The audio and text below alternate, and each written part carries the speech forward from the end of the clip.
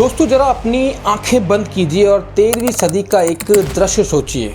रात का समय है और एनाटोलिया की पहाड़ियों पर ठंडी हवा बह रही है और दूर कहीं एक छोटा सा तुर्की कबीला आग के पास बैठा है। उनके चेहरे पर एक अजीब सी चमक, जैसे उन्हें पता हो कि आने वाला समय इतिहास उनकी वजह से लिखा जाएगा। और इन्हीं कबीलों में से उठने वाला एक नौजवान योद्धा, नाम उस्मान गाजी। क्या उसे खुद पता था कि उसकी बनाई हुई छोटी सी रियासत एक दिन 3 महाद्वीपों पर छा जाएगी?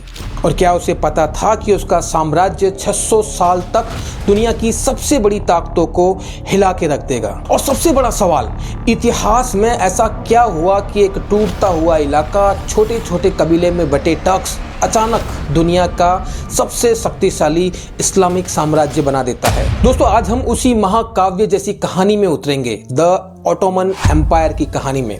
इन्हीं कहानियों पर आधारित कई मशहूर फिल्में और सीरीज भी बनी, जिसमें प्रमुख हैं अर्तुगरुल और कुर्लुस ओस्मान सीरीज, बहुत प्रचलित है। चलते हैं शुरुआत में, वहां जहां सब कुछ टूट रहा था लेकिन कुछ बहुत बड़ा बनने वाला था। 30वीं सेंचुरी के आखिरी साल में एक तरफ बाइजेंटीन एम्पायर कमजोर पड़ चुका था और दूसरी तरफ सल्जुक तुर्क्स को मंगोलों ने तोड़ कर रख दिया था। एनाटोलिया यानी आज का तुर्की छोटे छोटे कबीलों में बढ़ चुका था। हर कबीला लड़ाका, बहादुर, लेकिन आपस में जुड़ा हुआ नहीं था। और यही जगह थी जहां इतिहास ने एक नया मोड़ लिया। अब सवाल ये उठता है कि ऐसे बिखरे हुए टर्क्स को कौन जोड़ सकता था?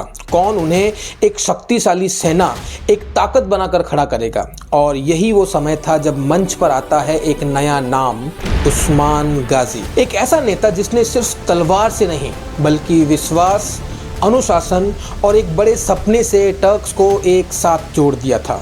उस्मान और उसके साथी खुद को गाजी यानी इस्लाम के योद्धा कहते थे। वे फ्रंटियर पर रहते, लड़ते और धीरे धीरे अपने क्षेत्र का विस्तार करते।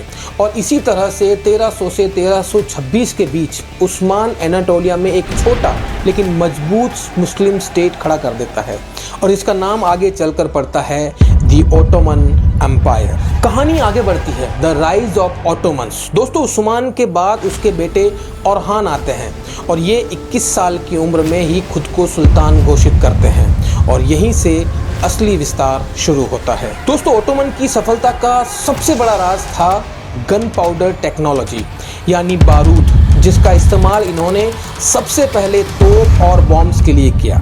जब बाकी सैनिक अभी भी तीरंदाजी में लगे थे, तब ऑटोमन्स की सेना ने मस्कट और बड़े बड़े कैनन्स यानी तोप का इस्तेमाल कर रही थी। क्या आपने कभी सोचा है कि सिर्फ एक नई टेक्नोलॉजी कैसे इतिहास बदल सकती है? इसी टेक्नोलॉजी की वजह से ऑटोमन्स ने ऐसे ऐसे किले जीत लिए जो सदियों तक कोई नहीं तोड़ पाया।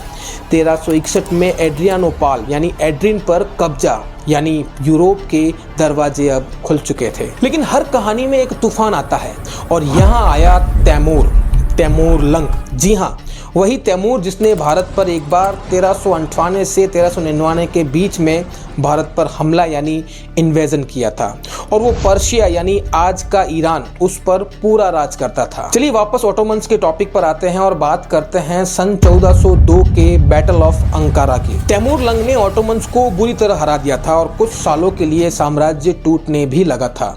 तो फिर दोस्तों क्या ऑटोमन एम्पायर का अंत यहीं हो जाना चाहिए था? नहीं, क्योंकि इतिहास को ये मंजूर नहीं था। दोस्तों ये अध्याय सिर्फ एक छोटा सा विराम था, लेकिन पूर्ण विराम नहीं, क्योंकि कुछ ही क्षणों में ऑटोमन सुल्तानों ने खुद को फिर से संभाला। और फिर आता है वो मोड़ जिसने पूरी दुनिया का नक्शा ही बदल दिया। 1453 महमद फतेह, महमद द कॉन्करर और कॉन्स्टेंटिनोपल की जीत का। 1453 में 21 साल का नौजवान सुल्तान महमद द्वितीय दुनिया को बता देता है कि सपने उम्र नहीं देखते। कॉन्स्टेंटिनोपल हजारों साल पुरानी राजधानी, 3 परतों वाली दीवारें और एक अजय किला। लेकिन महमद क्या करता है?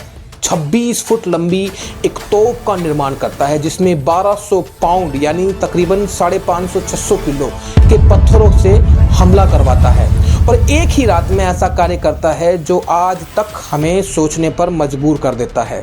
उसने 70 जहाज़ों को पहाड़ी के ऊपर से स्लिप करवाकर समुद्र से दूसरी तरफ ले गया। इतिहास की सबसे पागल लेकिन शानदार सैन्य चाल चलता है।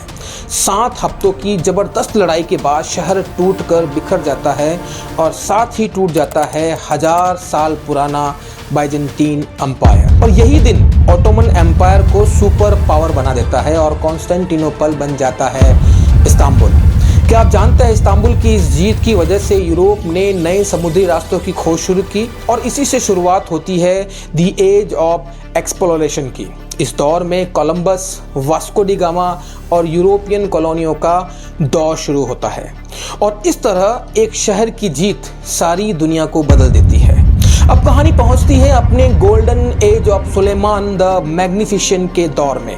1520 में सुलेमान महान सुल्तान बनते हैं, 46 साल तक का शासन करते हैं और इतिहास का सबसे चमकदार दौर लेकर आते हैं। वे सिर्फ योद्धा नहीं, एक बड़े कानून सुधारक भी थे, इसलिए उन्हें लॉ गिवर का खिताब दिया गया।